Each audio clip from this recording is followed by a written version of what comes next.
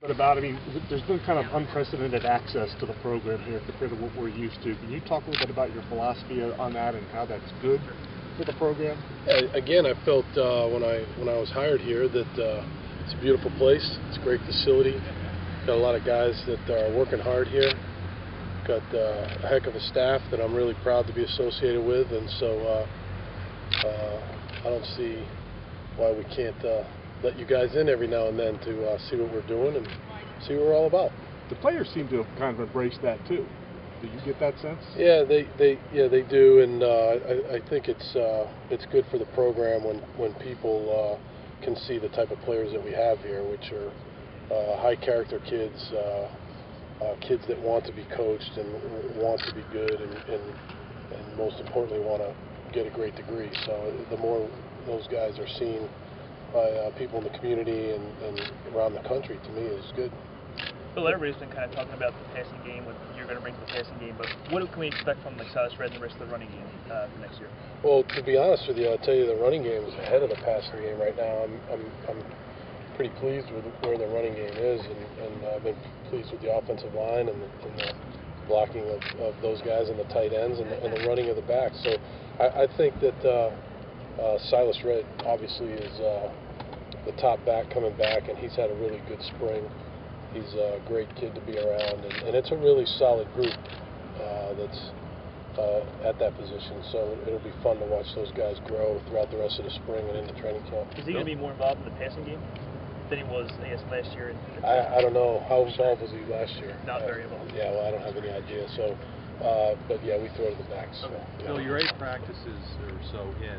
What's it been like for you? Has there been a learning curve being a head coach for the first time? What are some of the things that have been maybe challenging for you? No question. The biggest challenge is you go from 53 on the active roster and 8 practice squad players, 61 players to approximately 100 or so players. So you're trying to get everybody a bunch of reps so you can evaluate them on film. That's been the biggest challenge, is making sure that you don't have a lot of guys standing around during practice. So the numbers of players and the different drills to try to split these guys up, that's been the biggest challenge. You have to really lean on your assistants and the strength coaches and everybody else to help there? Yeah, especially the guys that have been in college football over the last 5 to 10 to 15 years. Those guys, they have a good understanding of the different drills that we're trying to do and how we want to divide guys up. So there's no question we got a bunch of smart guys on the staff, and they definitely help out with their ideas. Bill, how will you treat the blue-white game next Saturday? What will fans expect there as far as your philosophy on how to play that spring game? Well, we just want to come out and we want to be very organized. We don't want to turn the ball over. We don't want to commit a bunch of penalties. I wouldn't expect a bunch of fireworks. There's 85,000 people in the stands, and I'm not sure who all those 85,000 people are. So I wouldn't expect us to show a lot. But we'll show up and we'll play hard, and I just want our guys to give a solid effort and play good football on both sides of the ball and in special teams. Bill, do you expect the 3 quarterbacks to share reps in the blue-white game to get about the same number of reps? I would expect that, okay. And can I guarantee that? No, because of how the game will be set up. I definitely want those guys to have equal amount of reps at that position. You've had players that have had to learn new systems on both sides of the ball. The progress that's been made just from day one of spring, are you happy with that? It's okay, especially offensively. I wish it was coming along a little faster, and some of that's probably, we've thrown a lot at these guys, and to be fair to them, they've got to go to class too. But what we've tried to do is make sure that we put everything in so that when we get to training camp, they haven't heard it for the first time. So I think the progress has been decent, but not, obviously, like every coach would say, it's not to the point where I would like it. Obviously, we have a long way to go, but defensively, we're definitely ahead of the offense, and that's probably to be expected right now with the new offense and the things that we're trying to do. But we'll get there. We got a bunch of hard-working kids and smart guys, so we'll get there. But your offense has said that the offense is a lot more intricate now, and one position could be based on what somebody else is doing. Is there a risk of getting too complicated, and how do you mitigate that if you're trying to put it onto the Yeah, there's no question. You have to find the balance between a really good scheme, but also understanding that you want these guys to play fast. So the other day in practice, we did some things to help the players out, and it seemed like that was one of our better offensive practices. So that's what we'll continue to do the rest of the spring. But there's no question that you have to watch how much you're doing. If you overload them, then they don't play as fast as you want them to play, or as confidently. And so a lot of that's coaching. How about your patience? Have you had a moment where you're like, I'm not in the NFL anymore, I got to remember that? Not really. You know, it hasn't been that long ago that I was in college, so you know, I'm settling in pretty well. And again, the biggest challenge is the number of guys on the team and making sure that that everybody gets reps. I'm not saying it's an equal amount of reps, but at least they're out there where we can evaluate them off the film and let them know what their role is at the end of the spring. Coach Gerald Hodges said he moved to the strong side. How has he practiced this spring so far? He's had one of the better springs. He's a heck of a player. Very intense guy, athletic guy. He's what you'd picture in a Penn State linebacker. He's poised to have a very good year for us. He and several other players said you're pretty intense in practice, but Hodges also said you like to joke around a little bit in practice too. What's your personality and your philosophy in practice? Oh, football. I mean, this is you know, they've been in class all day. They've been in study hall, and you know, it's a challenging place to go to school. So when they come here, it can't be all business. You know, we have to have some fun. We are in spring football. We are a ways away from the first game, although it's right around the corner. I understand that, but you know, it's got to be fun. You know, and I have a unique sense of humor, and so I just try to feel they're getting used to that. But football practice is intense, and so we try to keep it moving, but also mix in some fun things too. Coach, they said you tell a lot of bad jokes. Is that? Who said that? Hodges? I won't say. Yeah, right. Yeah, I don't hear any jokes coming from Hodges. No, yeah, I'm not a. Yeah, I guess you'd have to hear the jokes, judge them yourself. But I'm not telling any today. Can you give us an update on Davon Smith and Kyrie Ford? Sure. Davon sprained a foot. Probably missed the rest of spring. That's precautionary. You know, why bring him back in the spring when you know he can rehab it and concentrate on academics and things like that. So he won't be back for the spring. But he was having a very good spring up to that point. So we're looking forward to him coming back for training camp. And I don't think it's anything major. It's not. And then Kyrie Fort banged up his knee about a week ago, I think it is, and seems like that's coming along pretty well. And so we're going to see where that is about the middle of the week, and then make a judgment whether he should, you know, participate in the blue-white game and things like that. But he was also a guy that was having a good spring, so we're looking forward to getting him back whenever that is. What type of role will the fullback play in your offense? Well, you know, I've always enjoyed having a fullback when we've had one. We didn't have a fullback in New England last year until the end of the year. Fullbacks are guys that the phrase I use is they calm the game down. You know, that you're able to see regular defense, and there's the threat of the run and the pass when you have a fullback in the backfield. And Michael Zordich is obviously our fullback, and he's had a really good spring. He's tried to improve every day, and he's a typical Penn State guy. You know, his dad was a captain here, and a heck of a player too, and so it's been fun to be around Michael. But we'll definitely use the fullback. Bill, have you? End of spring or the blue-white game, the end of spring practice, or will you be practicing after that as well? No, that's the end, because you're allowed. You know, you're allowed 34 days, I think it is, to get 15 practice. Don't quote me on that. Although all the cameras are on me, you're going to quote me. Some math problem there, but we starting Monday, you really can't. Spring practice is over, so you know, Saturday's the last practice, so we'll get one more walkthrough type of practice in next week at some point.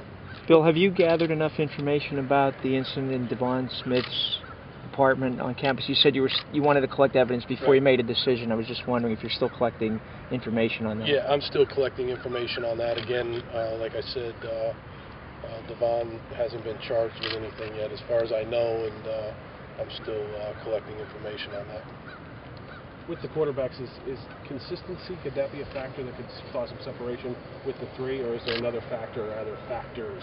Yeah, consistency is that's a good question. That's a big part of it, you know, just being able to string a couple good practices together, and those guys are really trying hard to do that. They work really hard. They're all smart guys. It's been fun to be around them. They compete, but you know, they do that's probably the main word that they have to understand, is if they can just continue to try to be consistent and make good decisions and throw the ball accurately, then that's probably the guy that we would go with. But again, there's not a clear separation there, but there will be. Eventually there will be. Bill, what have you seen from the guys you've moved to other positions? And are you going to move anyone else in the second half of spring? Thinking about it. Not going to let you know that right now, Bob, but I'm thinking about it. I would say Cadogan, we moved to tackle from tight end. Seen some good things there. He's a great kid. Enjoyed watching him improve every day. Billy Belton is definitely a running back, and that was a good move. He's had a little bit of a muscle pull here and there, but he's, for the most part, has had a good spring. Those are the two main ones that I think. Royer, yep, sorry, good. You remind me. I should know my team better than you. Royer, we moved to tight end, and he's playing that F kind of sub-tight end position, and he's coming along pretty well. He's a good athlete. He plays hard. That's not an easy position to learn, so it's coming along at somewhat of a slow rate, but he's really working at it, and I've enjoyed being around him. How about Drake in the secondary? Drake is, he's got a little bit of a shin problem, with his leg, but when he's been in there, you can see flashes that, there's a chance that he could help us there. Bill, we cover the high school kids in the fall, obviously that's very important. What was the relationship been like with the coaches, the high school coaches that you got to meet here in your time taking over? And it always seems to be a very important role between high school football and Stanley State. The kids seem to want to play here at Penn State, and your relationship with the high school coaches. It's been great. I enjoy being around the high school coaches.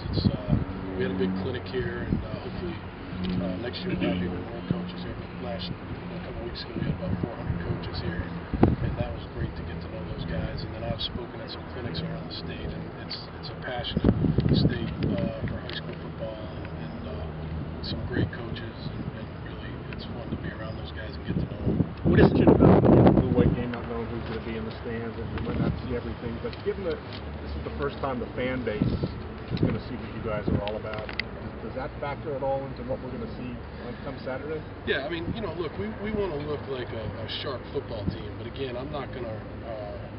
It's not a game. It's a practice for us, so it's another opportunity for us to evaluate our football team. So I would say that the expectation level for the actual football playing on the field, I wouldn't say that it should be too high. And I think that we've got guys that are still learning our systems, and we'll go out there and hopefully play fast and not turn it over and don't commit penalties and try to look like a sharp football team. But we've got a long way to go, and hopefully they don't judge us off the spring game.